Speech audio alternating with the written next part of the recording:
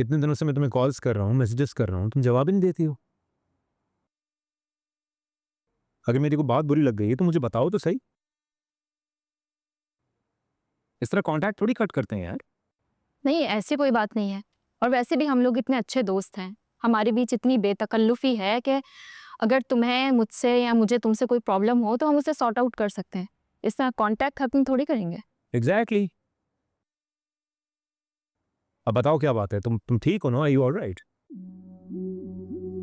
Yes, हाँ। नहीं नहीं नहीं, I think there is something wrong Haniya. तुम मुझे डिस्टर्ब लग रही हो। व्हाट इज रॉन्ग, बताओ। I am fine. नवीद, बस मैं तुमसे मिलने आई थी और कल मैं वापस जा रही हूँ।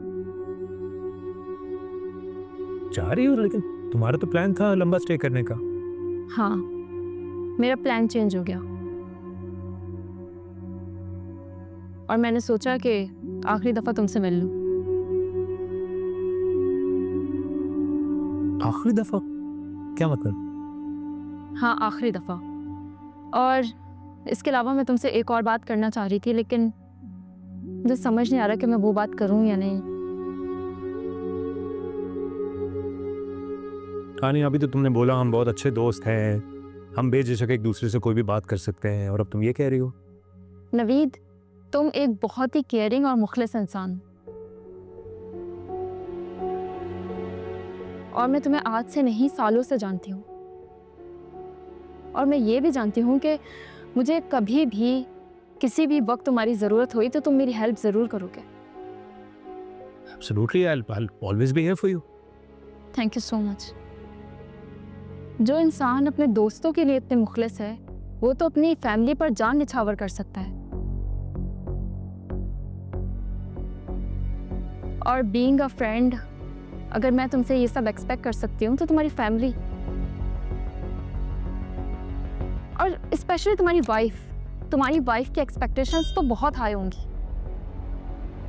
हानिया, एक मिनट, तुम क्या कहना चाह रही हो? खुल के बताओ, व्हाट आर यू सेइंग?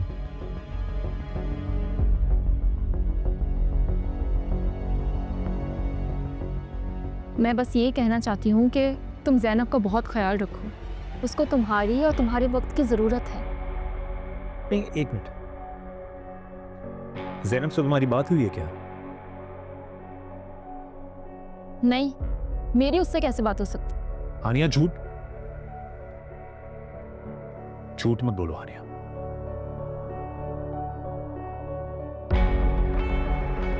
तुम्हें किससे पता ये सारी बातें? बता, मुझे खुल के बताओ क्या बात है। नवीद, अगर तुम ज़ैनब की कंप्लेन से वाकिफ थे तो तुमने उसका शक दूर क्यों नहीं किया? तुमने उसकी इनसिक्योरिटीज को बढ़ा दिया और तुम उसको इस मकाम तक ले आए कि उसने मुझे कॉल की। नवीद, वो तुम्हारी बीवी है और सबसे ज्यादा हक उसी का तुम पर है। और वो जिस ट्रॉमा से गुजर रही है उसके बाद तुम्हें उसका बहुत ख्याल रखना चाहिए।